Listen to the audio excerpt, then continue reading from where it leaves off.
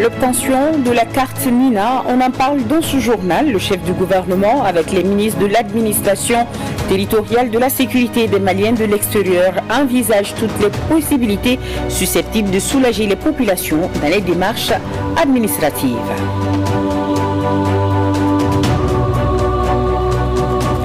Rareté ou dirais-je crise du ciment à Bamako, elle est d'actualité d'acuité pour les maîtres de chantier de construction. Pourquoi cette crise du ciment?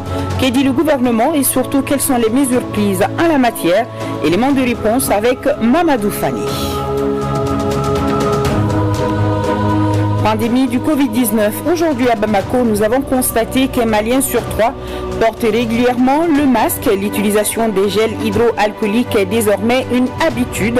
Cependant, qu'en est-il de la qualité de ces mesures de prévention? Barakissa Ouattara nous fournira des explications. Nous sommes mercredi 13 janvier. Bonsoir et bienvenue aux informations. Ibrahima Djomali, bonsoir. Nana Traoré, bonsoir. Beaucoup de plaisir à démarrer ce journal avec vous. Le Conseil des ministres s'est tenu aujourd'hui sous la présidence du président de la transition, chef de l'État. On vous écoute pour la lecture du communiqué issu du dit Conseil. C'est moi. Mesdames et messieurs, bonsoir, bienvenue. Et nous commençons par le chapitre des mesures législatives et réglementaires au titre du ministère de la Sécurité et de la Protection civile. Sur le rapport du ministre de la Sécurité et de la Protection civile, le Conseil des ministres a adopté des projets de textes régissant les armes et les munitions en République du Mali. Les armes et les munitions sont actuellement régies par la loi numéro 04050 du 12 novembre 2004. L'application de cette loi et ces textes d'application a montré des limites au regard de l'évolution de la situation sécuritaire du pays et la nécessité de les rendre conformes aux normes internationales, notamment la Convention de la CEDEAO sur les armes légères et de petit calibre et le traité des Nations Unies sur le commerce des armes.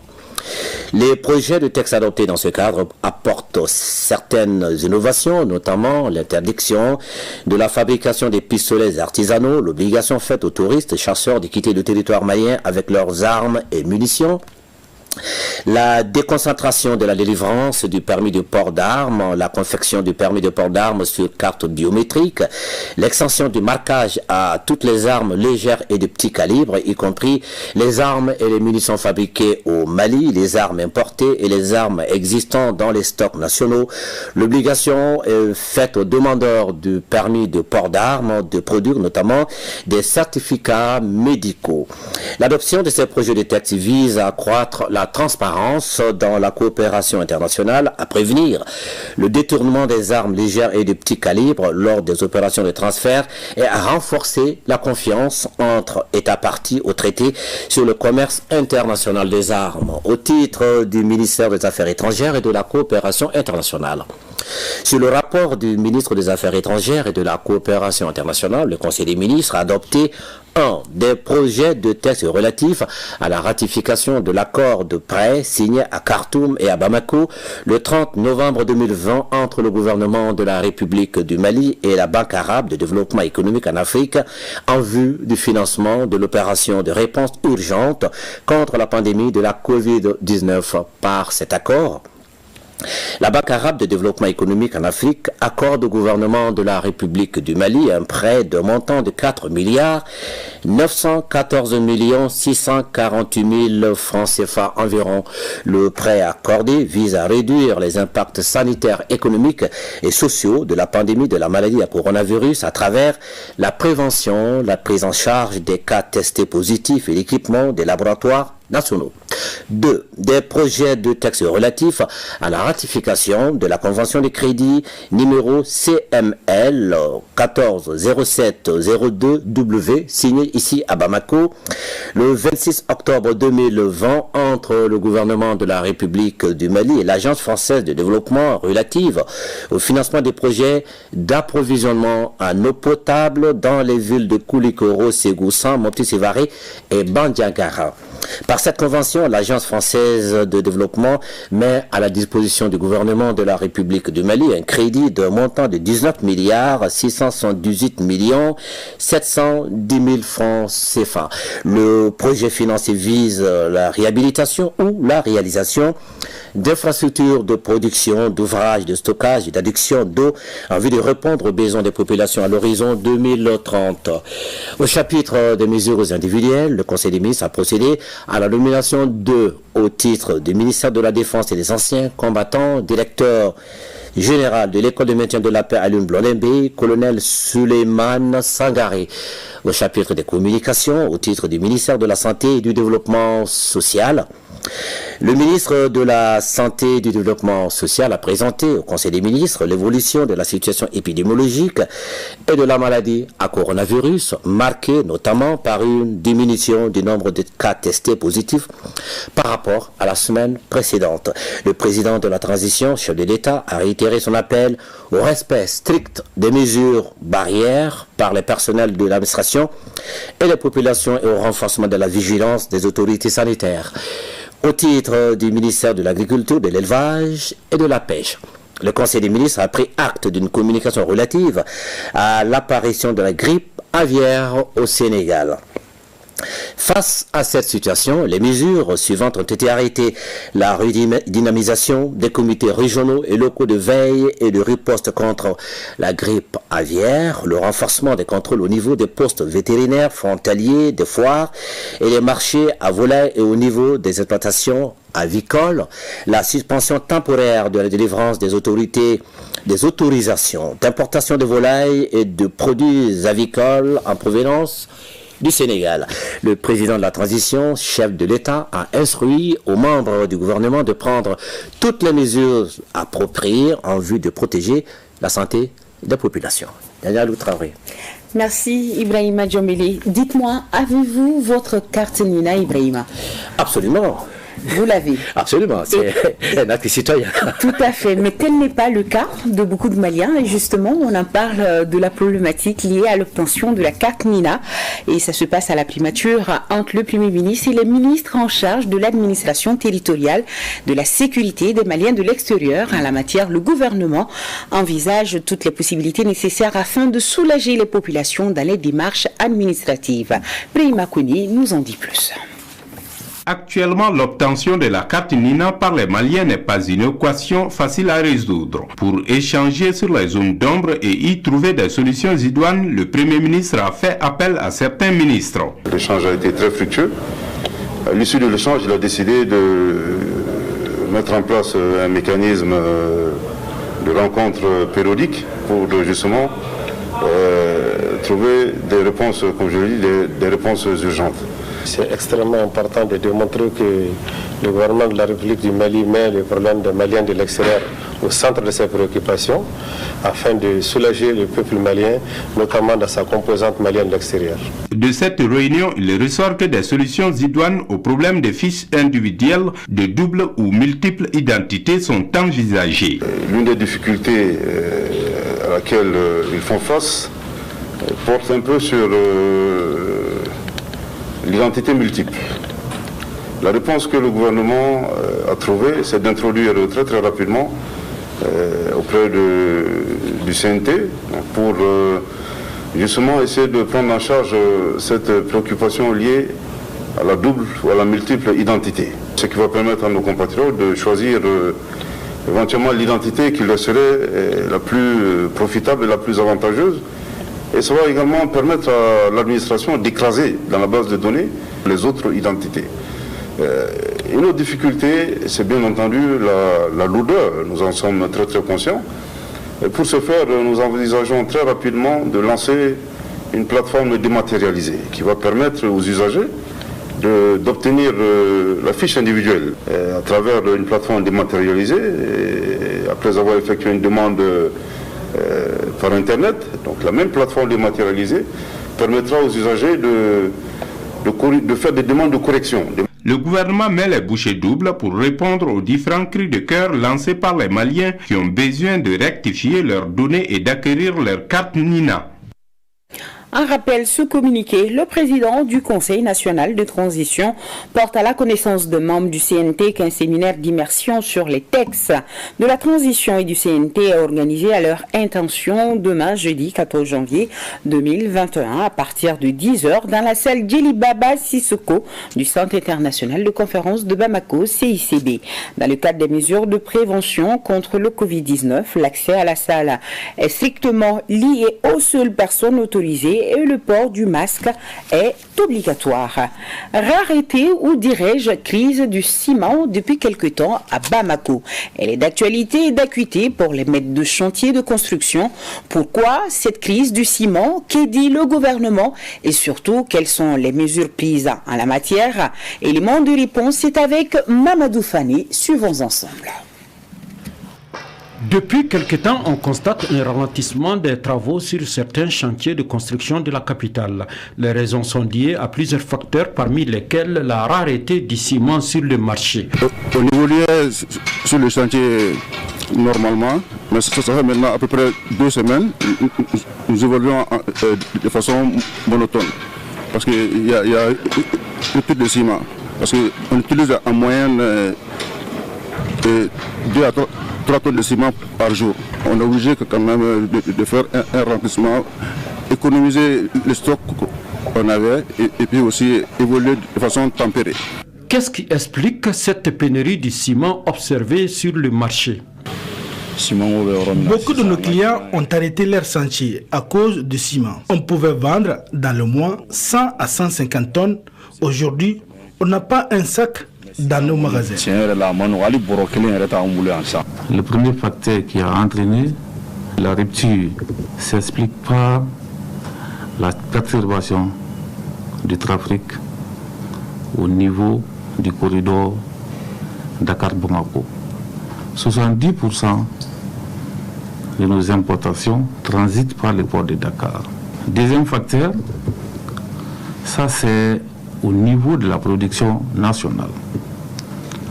Comme vous le savez, il y a 3 unités industrielles, 3 cimenteries au Mali, qui produisent à peine les 1/3 de la consommation nationale, estimée à 4 millions de tonnes. Donc de ce côté aussi, il y a eu un ralentissement d'activité au niveau de ces unités. Sur ces 3 unités, il y a une qui produit à elle seule les 90% de la production nationale. C'est cette unité qui était aussi à l'arrêt. Un spécialiste du secteur du bâtiment estime que ce n'est pas la seule raison. Pour lui, d'autres facteurs sont aussi à la base de la pénurie du ciment sur le marché malien. La demande est plus élevée que l'offre au niveau du Sénégal. L'État sénégalais bloque les importateurs maliens pour faire face aux chantiers sénégalais, aux projets sénégalais, qui fait que les importateurs n'arrivent plus à importer sur le Mali. Donc d'où viennent ces ruptures sur le Mali? On a des cimenteries au Mali, malheureusement qui ne produisent pas la qualité souhaitée par des entrepreneurs, surtout les gros projets d'immeubles. Aujourd'hui, sur beaucoup de grands projets, les gens disent que nous sommes en rupture, il n'y a pas de ciment. C'est juste parce que la demande est plus élevée au Sénégal qu'au Mali, là où nous prenons, tout le monde s'approvisionne en ciment, c'est tout. Pour atténuer les effets de cette crise, des concertations ont eu lieu entre l'État et le secteur du ciment pour mettre fin à la spéculation des prix. D'autres mesures ont été également prises, comme la surveillance rapprochée du marché par les équipes du contrôle de la DNCC pour lutter contre la fraude et la contribution du Conseil malien des chargeurs pour assurer l'évacuation rapide des stocks après la reprise normale du trafic.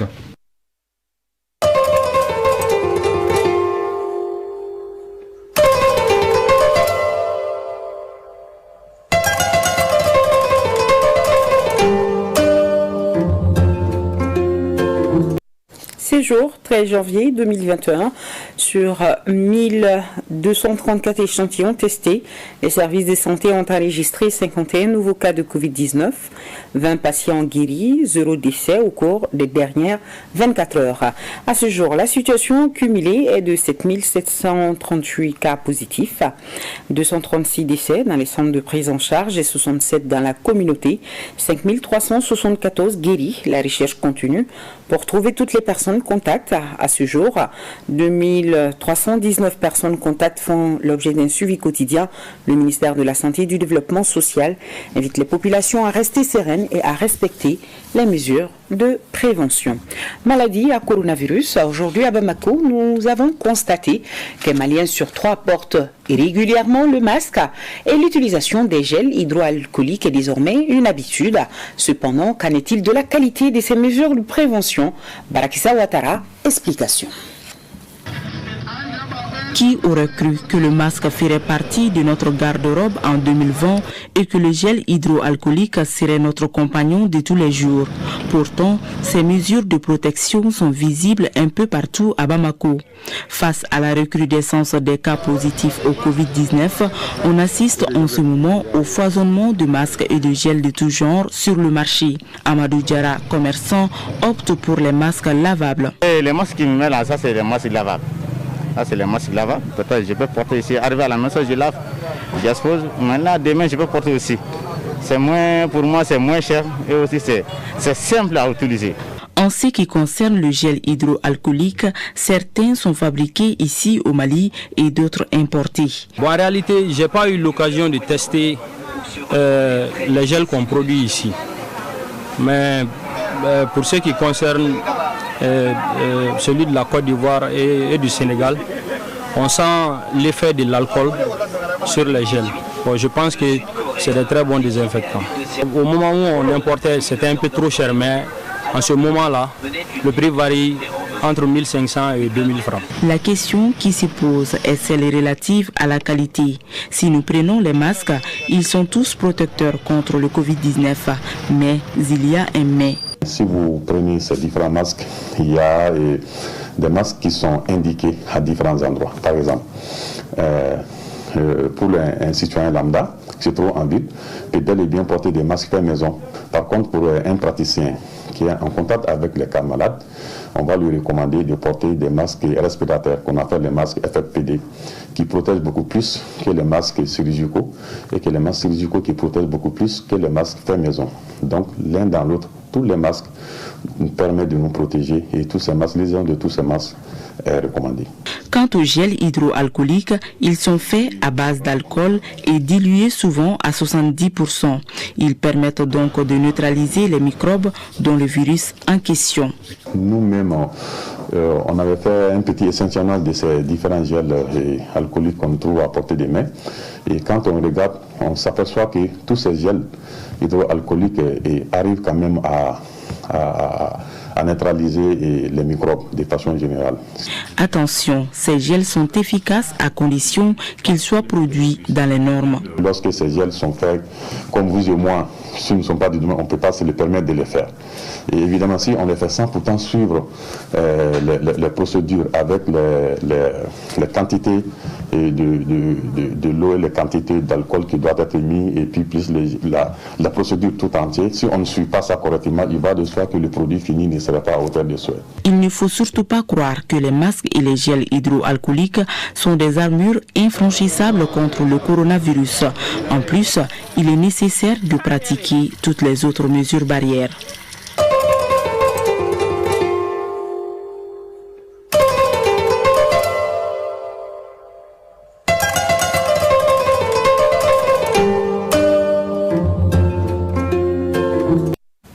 La société DMSA informe ses abonnés des quartiers de Sirakoro Meditana, Sirakoro Village, Sirakoro Yorodjambougou, Kobalakoro et Kobalakura, Banankoroni, Sanankoroba, Senou, Djatoula, Baguineda, qui suite à un incendie survenu ce matin au poste d'interconnexion de Sirakuro, la fourniture de l'électricité connaîtra des perturbations. Certains quartiers de la commune 6 pourraient aussi être impactés par l'incident.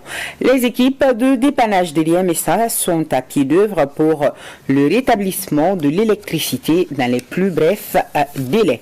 Fin à Gao des travaux de 2 jours initiés par le commissariat à la réforme du secteur de la sécurité, le programme des Nations Unies pour le développement PNUD de Gao, Mahamadi Alioubari pour le RTM. Cette rencontre d'échange sur la réforme de la sécurité marque le lancement officiel des activités du comité consultatif de la région de Gao. Son objectif est de contribuer à la mise en place d'institutions de sécurité et de justice efficaces, apolitiques, responsables et respectueuses des droits humains et de l'état de droit aux besoins de sécurité et de justice des populations et de l'État.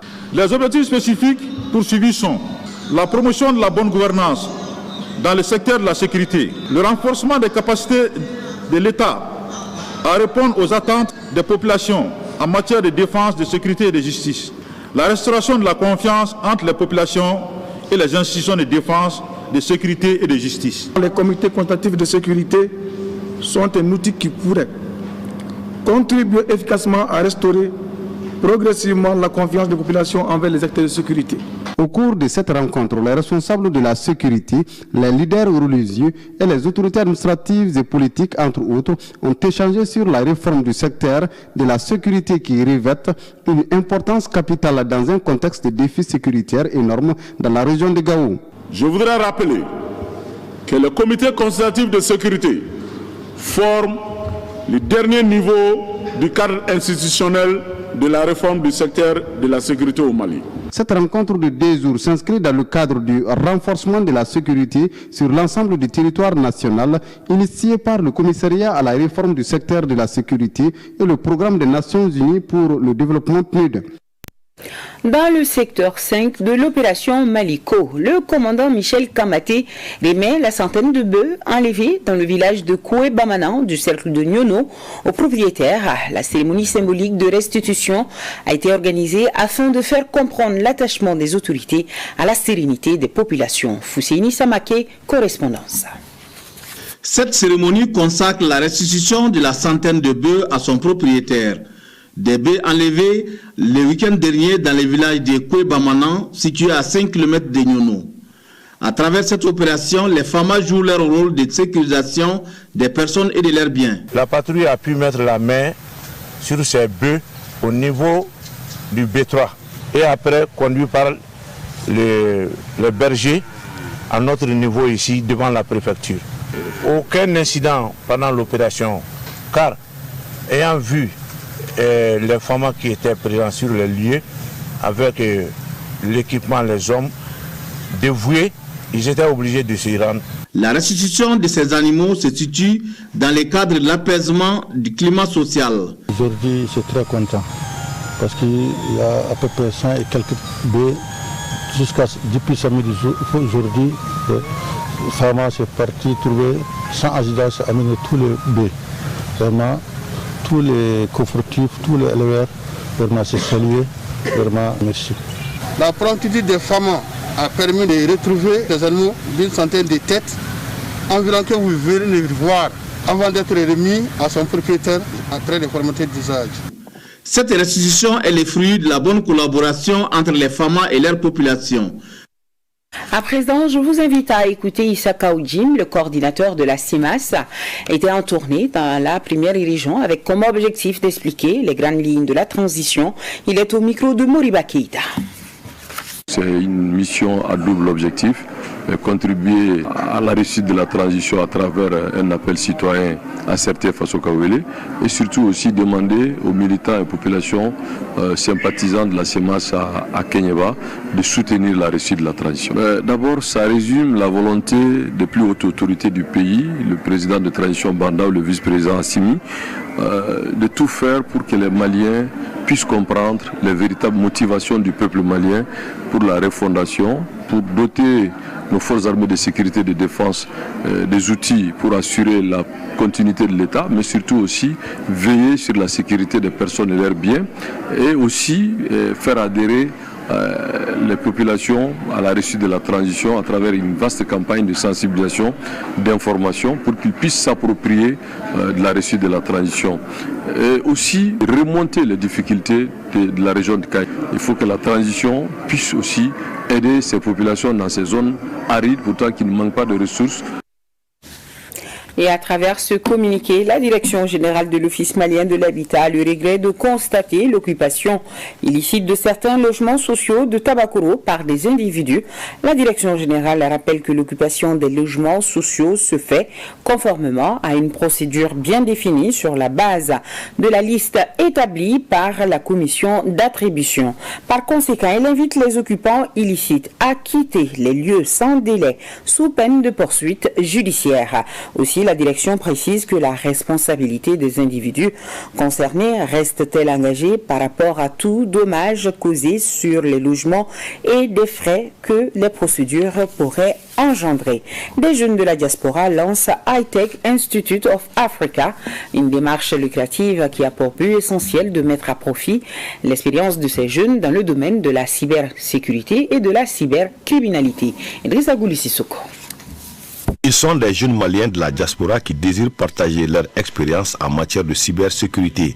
Leur projet a été présenté au public lors du lancement de High-Tech Institute of Africa. Aujourd'hui, au XXIe siècle, il y a des vrais enjeux technologiques concernant la sécurité de l'information. Quel que soit le type de l'entreprise, il utilise des systèmes d'information, un ordinateur, et il est crucial de protéger ces informations. Donc, d'amener ces compétences au niveau du marché malien.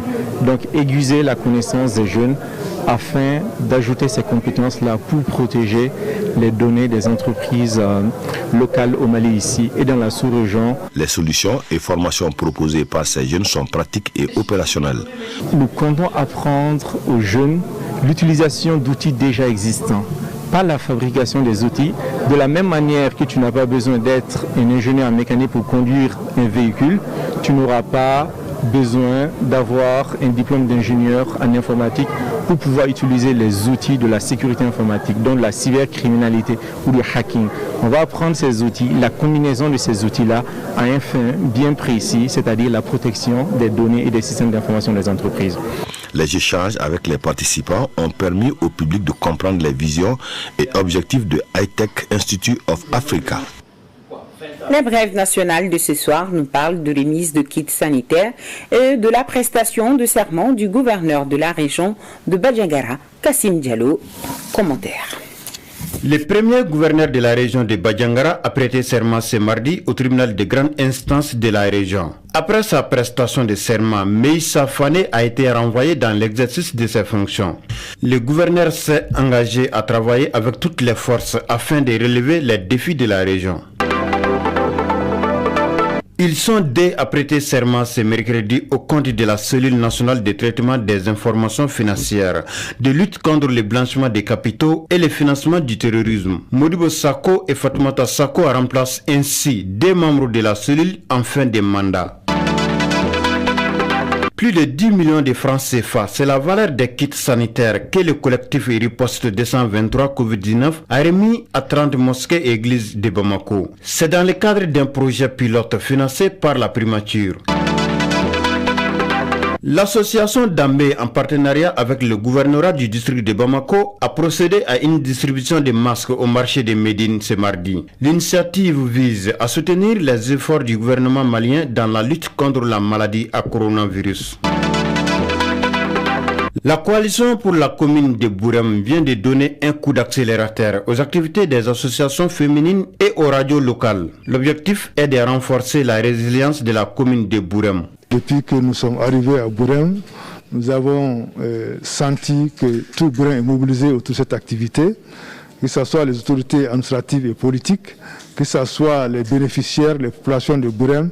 Ils sont vraiment très ravis de cette action que nous venons de mener à l'endroit des populations de Bourem et de la reconnaissance que les populations de Bourem vraiment ont manifesté à l'égard de notre association.